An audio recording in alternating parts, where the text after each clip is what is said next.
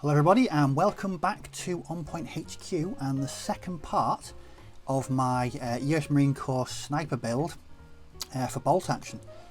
I've actually finished. I didn't think I was going to get it finished that quickly. I thought it'd be 2 or 3 videos, not 2. But I thoroughly enjoyed painting this. It was just a...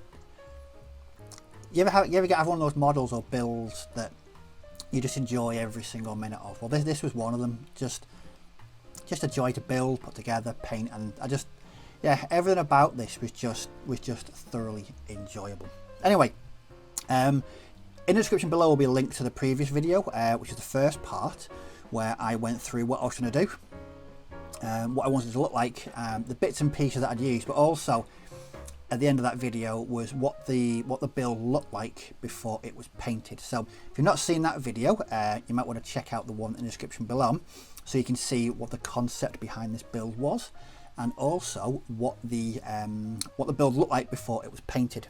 But a few cups of coffee and a bit of enthusiasm later, the whole thing is finished. So what I'm going to do is mesh with the camera and show you exactly what it looks like now it's finished. And there we have it,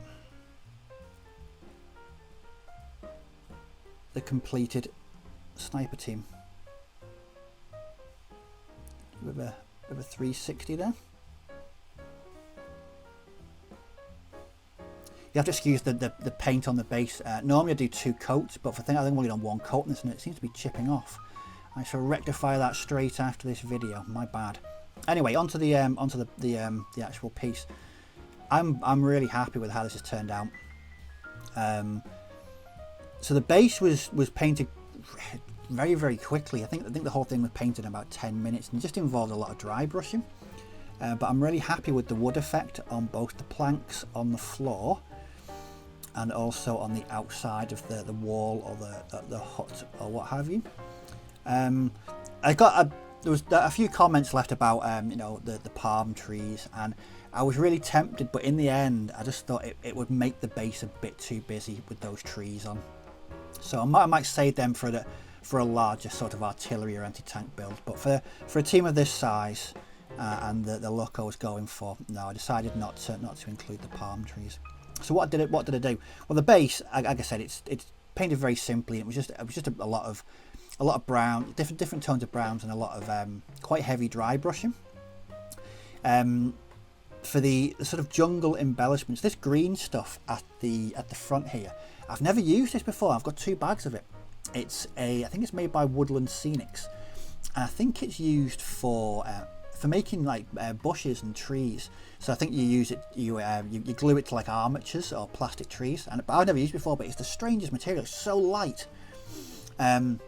So I had to use quite a bit of PVA to get that to stay in one kind of big clump. But I think the effect is quite good. It looks like sort of green vegetation, growing on the side of rocks. And that's exactly what I was after. I didn't go too overboard with that. I just wanted it on one half. I didn't go anywhere else with it. Then I've got some tufts, and then just around the back here on the outside, we've got just some plain clump foliage. Again, some dry brushing on the cork there, just to make it look a bit like rock or stone. And that was the base done. Like I said, it's a bit of heavy dry brushing just to bring out the last detail, but I'm quite happy with how the base has turned out. I was a bit concerned it wasn't going to look as good as this, to be fair, and I wasn't quite sure what colours we're going to use, but no, I think that's done quite well. The Marines, painted very simply, using my old tried and tested method of painting US Marines. So uniform is just Vallejo Russian uniform green, Agrax Earthshade wash, and then very basic highlights. The webbing and the equipment is German camo beige with the same wash and highlights. And then the helmet. A couple of people have asked me on different forums what do I use for the camouflage on the helmets.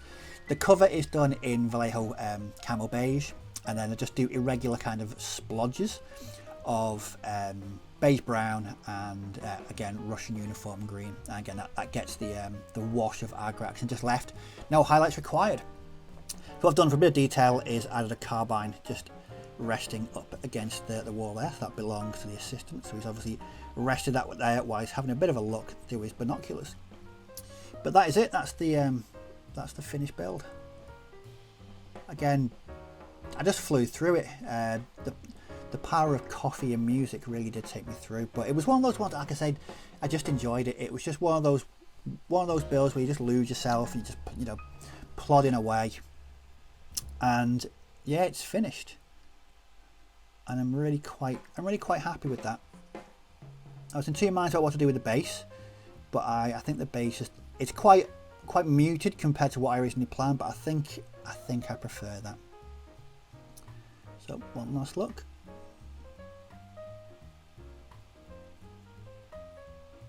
And there we go.